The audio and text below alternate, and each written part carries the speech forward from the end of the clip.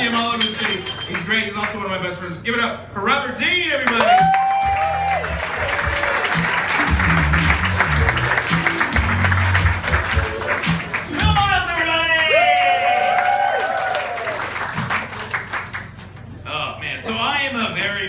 Person. I don't have to tell you guys that. You all know that. Because that's all you ever talk about.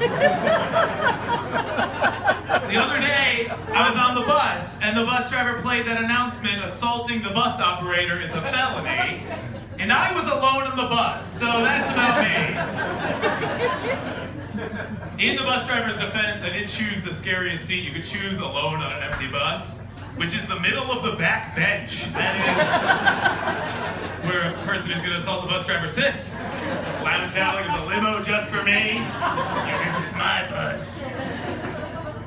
When you do things alone, it always looks strange. I found this out last weekend. There is no way of swimming alone in a hotel pool without looking like you're thinking about a divorce. There's no way. I was in Atlantic City. I had a terrible time. I lost $450 on the Ellen DeGeneres Show slot machine.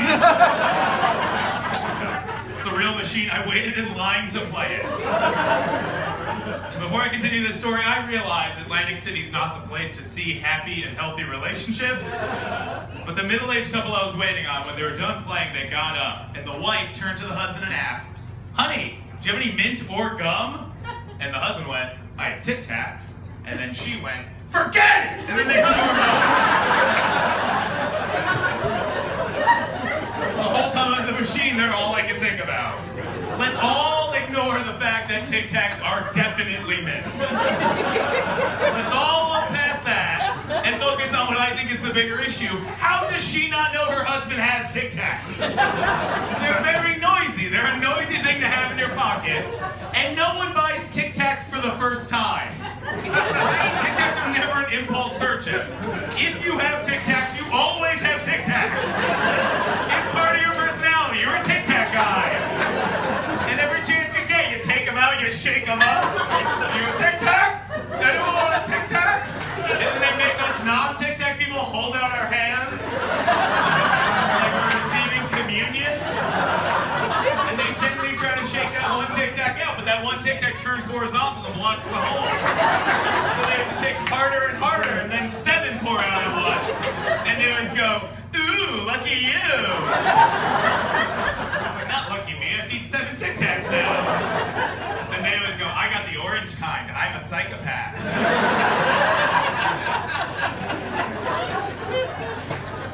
I myself was just in a relationship. I dated a girl for 2 years. It was the best. Here's something I didn't understand about a long-term relationship. I didn't know you get to get better at sex. If you have sex with the same person consistently, you learn some things. Here's something I learned. I didn't know it was possible to be yourself while having sex. Did anyone know this is an option? You can smile and have a good time?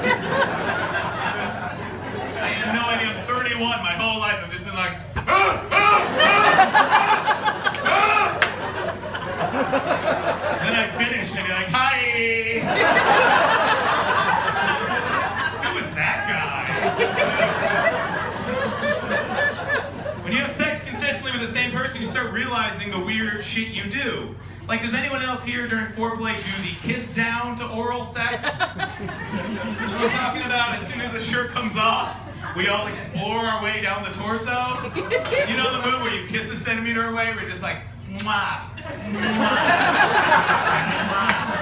Where am I going? Does anyone else get to the belly button and have no idea what to do? I always get to the belly button like it's a bridge troll to the genitals. I'm always like, "Ask your questions, I'll be on my way. I want nothing to do with you." I just don't understand why we all act like it's so mysterious when we're doing it. You're going to the genitals. It's the only place you could be going. Now, some of you might be thinking, what about the butthole? Sure, I guess. I guess you could kiss down to the butthole, but I don't like that. You gotta take an abrupt turn at some point. And to me, kissing down to the butthole is like driving down to Orlando, Florida, and then going to SeaWorld first. What do you do going to SeaWorld first? Go to Disney first. Maybe you're down there for a week, you can go to SeaWorld. I make that joke having neither been to SeaWorld nor the butthole. But I have seen a number of things online that make me not want to go to either. That seems pretty bad. So next time you're doing the kiss down, I want us all to start adding a little mystery to it. So when you're doing it next time, I want you to think of me. Can we do this? Guess what? It's going to happen whether you want it to or not. These eyebrows are just going to pop into your head while you're going down. And here's how I want us all to add mystery. I want you to completely bypass the genitals.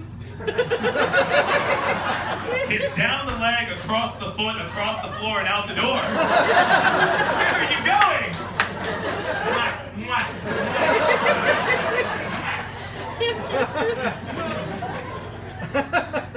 I used to think I was the funniest after sex. You know, I could finally be myself again.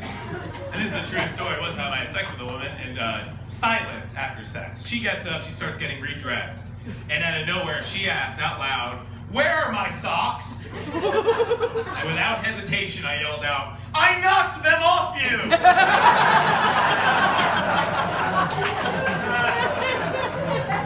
I was so proud I came again. That's how proud I was. So I'm single now, which I don't mind being single. You know, you can have fun being single. You can do all the things people in relationships do by yourself. A couple of months ago, I took myself to a murder mystery dinner. Everyone thought I did it. I was the number one suspect. All the other couples like, he killed the maid. It was definitely that guy.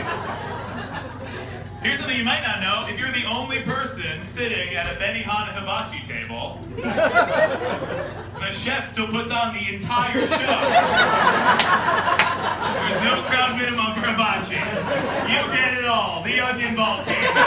He's juggling knives. Then he expects you to catch all the shrimp.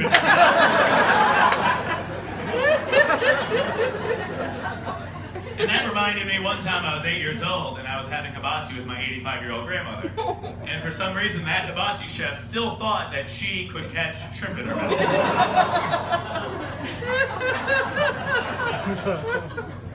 8 pieces of hot, oily shrimp struck my grandmother.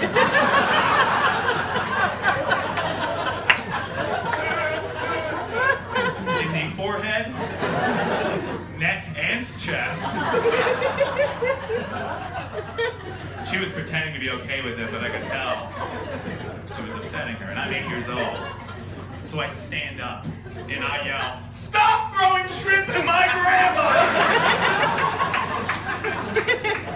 Which I've done my research, I'm pretty sure I'm the only person to have ever said that, right? There's not a lot of shrimp getting thrown at grandmothers all the time. And in remembering that, I wrote it down, and I thought that might be the funniest thing ever yelled out at a Japanese restaurant. But I was proven wrong immediately. Because the only other people in this restaurant were a middle-aged couple having sushi for the first time. I know they're having sushi for the first time because they were eating it with forks. And when it arrived, the man said out loud, "Huh, I've never had avocado before." So I'm like, this is interesting. I turn and look, piece of shrimp hits me in the back of the head. As he takes his fork, plunges it into the wasabi. I always love that moment when I get to hear the empathy of the audience. You guys are very sweet. You're like, "No." I was the same. When I saw it happening, I was like, "No." But a part of me was also like, "Yes. Do it, you idiot." And sure enough, he put the entire forkful of wasabi into his mouth. Still. Pulled it out clean. At which point he yelled out the greatest thing ever yelled out in a Japanese restaurant, which is, "Wow, avocado's spicy!" How can you beat that? The only way I think he could beat that is if he yelled out, "Wow, avocado tastes like wasabi!" You knew what wasabi was? I just kept watching him. I kept hoping hoping he would drink the soy sauce. And yell out, wow, this coffee is salty! Ooh, that's some salty coffee! Japanese food is different! I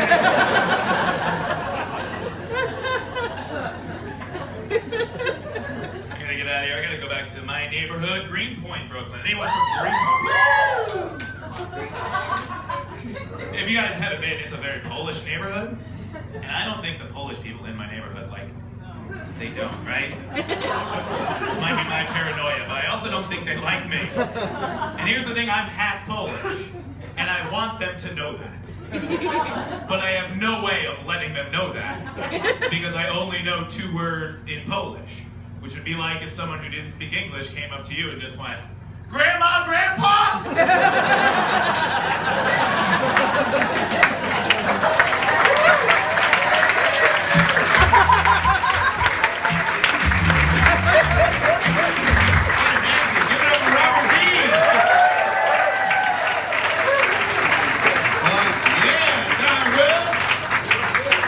Also, shout out to Grand Ways Books.